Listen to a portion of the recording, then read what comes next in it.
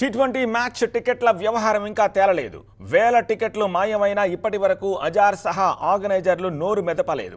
అసలు టికెట్ దొంగలెవరు, ఎన్ని టికెట్లను ఫ్యాన్స్కు విక్రయించారన్న విషయంలో ఇంకా క్లారిటీ రాలేదు.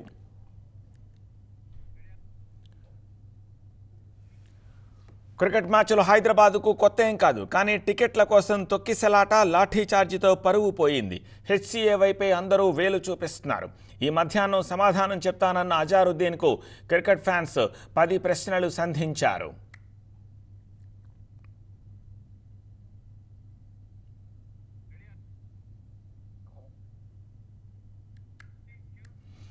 ఆ 10 ప్రశ్నలు ఏంటో చూద్దాం. క్వశ్చన్ నెంబర్ 1, అజ్జు ఆట ముఖ్యమా, కాసుల వేట ముఖ్యమా? దీనికి నీ సమాధానం ఏమిటి? ఇది క్వశ్చన్ నెంబర్ 1. క్వశ్చన్ నెంబర్ 2, టికెట్ల అమ్మకంపై తొలి నుంచి గోప్యత ఎందుకు దీన్ని అంత సీరియస్గా చేశారు? ట్రాన్స్పరెంట్గా ఎందుకు ఈ టికెట్ల అలొకేషను, సేల్ అనేది చేయలేదు? గోప్యత ఎందుకు పాటించాల్సి వచ్చింది? ఇది క్వశ్చన్ నెంబర్ 2. క్వశ్చన్ నెంబర్ 3, తొలి రోజు గందరగోళానికి కారకులెవరు? ఒక మాట ముందు చెప్పారు, తర్వాత అయిపోయాయన్నారు, తర్వాత ఆఫ్లైన్ టికెట్లు ఎందుకు ఇవ్వలేదన్నారు, దాంతో మంత్రి రెస్పాండ్ అయ్యారు, ఆ తర్వాత హెచ్సీఏ ఓకే చెప్పింది, ఆ తర్వాత ఆఫ్లైన్ టికెట్లు కూడా ఇస్తామని చెప్పారు. ఈ గందరగోళానికి కారకులెవరు? ఇది అజ్జు వెనకుండి నడిపించాడా, ఎవరైనా ఇన్ఫ్లుయెన్స్ చేశారా? ఈ గందరగోళానికి కారకులెవరు, నువ్వే చెప్పాలి అంటూ అజార్ని క్వశ్చన్ నెంబర్ 3 రూపంలో ప్రశ్నిస్తున్నారు. క్వశ్చన్ నెంబర్ 4, మరుసటి రోజుకు ఎందుకు అలర్ట్ కాలేదు? సరే, ఇష్యూ అయ్యింది, కానీ ఆ నెక్స్ట్ డే ప్రాపర్ అరేంజ్మెంట్స్ ఎందుకు చేయలేదు? ఎందుకంత ఉదాసీనంగా ఈ టికెట్ల అలొకేషన్ అనేది చేపట్టాలి ఆఫ్లైన్లో అని చెప్పి అనుకున్నారు? ప్రాపర్గా మెజర్స్ తీసుకుని ఉంటే ఈ తొక్కిసలాట, ఈ గందరగోళం ఏర్పడి ఉండేది కాదు కదా. అంత ఉదాసీనంగా ఎందుకు మీరు నెక్స్ట్ డే ఆఫ్లైన్ టికెట్లు ఇవ్వాలనుకున్నారు? ఎందుకు అలర్ట్ కాలేదన్నది క్వశ్చన్ నెంబర్ 4. క్వశ్చన్ నెంబర్ 5, ఎన్ని టికెట్లు అమ్ముతున్నారో ఎందుకు చెప్పలేదు? క్లారిటీ ఇవ్వలేదు. ఆఫ్లైన్ టికెట్లు ఉన్నాయని చెప్పారు, కానీ ఇన్ని టికెట్లు ఉన్నాయని చెప్పలేదు. ఇన్నే టికెట్లు ఉన్నాయని చెప్తే బహుశా ప్రెషర్ తగ్గి ఉండేదేమో. ఆ డీటెయిల్స్ ఇవ్వకుండా టికెట్లు ఆఫ్లైన్లో ఇస్తున్నామని మాత్రం చెప్పారు. దాంతో వేలాది మంది అభిమానులు టికెట్ల కోసం వచ్చారు. ఇంత చేస్తే అమ్మిన టికెట్లు అన్న దాని మీద కూడా స్పష్టత లేదు. సో మనకున్న అనఫీషియల్ సమాచారం ప్రకారం ఒక 1700 టికెట్లు మాత్రమే ఆఫ్లైన్లో ఆ ఒక్క కౌంటర్లో ఆ రోజు మార్నింగ్ నుంచి ఈవినింగ్ వరకు ఇచ్చారని చెప్పి తెలుస్తోంది. Which means not even 2000. So కేవలం 1700 టికెట్లు 2000 మధ్యన మాత్రమే అమ్మారు అని చెప్పి చెప్తున్నారు. అలా ఎన్ని టికెట్లు అమ్ముతున్నారో చెప్పుంటే ఈ ప్రెషర్ ఉండేది కాదనేది అభిమానుల క్వశ్చన్ నెంబర్ 5గా తెలుస్తోంది. ఇక క్వశ్చన్ నెంబర్ 6, టికెట్లు లేనప్పుడు ఎందుకు కౌంటర్లు తెరిచారు? ఓకే, టికెట్లు అయిపోయాయని చెప్పాడు నిన్న ప్రెస్ మీట్ తర్వాత. మరి కేవలం అన్ని టికెట్లు ఉన్నప్పుడు 4 కౌంటర్లు ఎందుకు తెరిచారు? ఆఫ్లైన్లో టికెట్లు ఇస్తున్నామని ఎందుకు చెప్పారు? టికెట్లు లేనప్పుడు ఒకే ఒక కౌంటర్ తెరిస్తే అయిపోయి ఉండేది.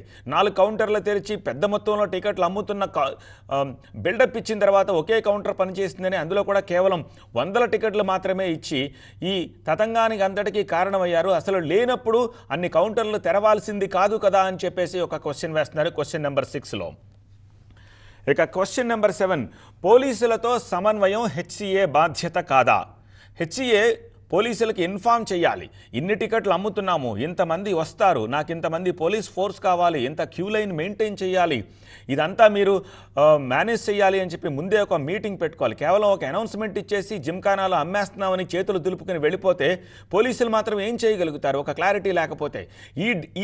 ఈ సమన్వయం చేయాల్సింది హెచ్సీఏ కాదా? అందుకు హెచ్సీఏ అధ్యక్షుడిగా నీది బాధ్యత కాదా అని చెప్పి క్వశ్చన్ నెంబర్ 7 రూపంలో అజ్జుని అభిమానులు ప్రశ్నిస్తున్నారు. ఇక క్వశ్చన్ నెంబర్ 8, హెచ్సీఏని అజార్ తన ప్రైవేటు సంస్థగా భావించారా? ఎస్, ఈ క్వశ్చన్ కేవలం ఇప్పుడు టికెట్ల తతంగం వచ్చిందని కాదు. అజార్ ప్రెసిడెంట్గా బాధ్యతలు స్వీకరించిన డే 1 నుంచి కూడా తన పెత్తనం ఏంటి, తన ఇండివిజువల్ డెసిషన్లు ఏంటి, నియంతలా వ్యవహరించడం ఏంటి, జవాబుదారీతనంగా ఉండకపోవడం ఏంటి, రెక్లెస్గా ఉండడం ఏంటి, ఇదేమైనా తన సొంత ప్రైవేటు సంస్థ అని చెప్పి ఆ రోజు నుంచి క్వశ్చన్ చేస్తూ ఉన్నారు. క్రీడాకారుల సెలక్షన్స్లో కానీ ఇతరత్ర అన్ని అంశాల్లో కూడా అజార్ తన ఏకవైఖరితోటి తన ఇష్టానుసారం పోతుంటే జవాబుదారీ లేదా అని చెప్పి క్వశ్చన్ చేస్తున్నారు. ఇప్పుడు ఈ టికెట్ల వివాదంతో ఇదేమైనా తన ప్రైవేటు సంస్థ అని చెప్పేసి క్వశ్చన్ నెంబర్ 8 రూపంలో క్వశ్చన్ చేస్తున్నారు. ఇక క్వశ్చన్ నెంబర్ 9, ఇతర అసోసియేషన్లు చూసి సిగ్గు అనిపించట్లేదా? దేశంలో హెచ్సిఏ తరహా అనేక బోర్డులు ఉన్నాయి. స్టేట్లో ఆయా రెస్పెక్టివ్ స్టేట్లలో బోర్డులు ఉన్నాయి. ఎక్కడ ఏ ఇన్సిడెంట్లో కూడా ఇలా టికెట్ల కోసం తొక్కితలాట, తోపులాట ట్రాన్స్పరెంట్గా లేకపోవడం ఇదంతా జరుగుతుందా? ఎందుకు హెచ్సిఏలాట జరుగుతుంది? నిజానికి ఇప్పుడు అజార్ సమక్షంలో హెచ్సిఏ అని కాదు, హెచ్సిఏ ఒక బ్రహ్మ పదార్థం లాగా డే 1 నుంచి కూడా కనిపిస్తూ ఉంటుంది. అది ఇప్పుడు బాధ్యత ప్రెసిడెంట్గా ఉన్నందుకు సిగ్గనిపించట్లేదా? ఇతర అసోసియేషన్లు చూసి రియలైజ్ అవ్వాల్సింది పోయి దీన్ని మరింత దయనీయమైన స్థితిలోకి తీసుకురావడం నీ చర్యల వల్ల కాదా అని చెప్పేసి క్వశ్చన్ నెంబర్ 9 రూపంలో అడుగుతున్నారు. ఇక ఫైనల్ క్వశ్చన్, క్రికెట్ ఫ్యాన్స్ను గొర్రెల మందగా భావించారా? ఎస్, క్రికెట్ ఫ్యాన్స్ని గొర్రెల మందగా భావించారా? ఏం చెప్పినా వింటారు, ఏం చెప్పినా చేస్తారు, మన ఇష్టానుసారం ఏమైనా చేయొచ్చు, కొడతారు, తల ఊపుతారు, తోకలోపుకుంటే వెళ్ళిపోతారని చెప్పేసి అనుకున్నారా? ఇది క్వశ్చన్ నెంబర్ 10గా వాళ్ళు క్వశ్చన్ చేస్తున్న పరిస్థితి కనిపిస్తోంది.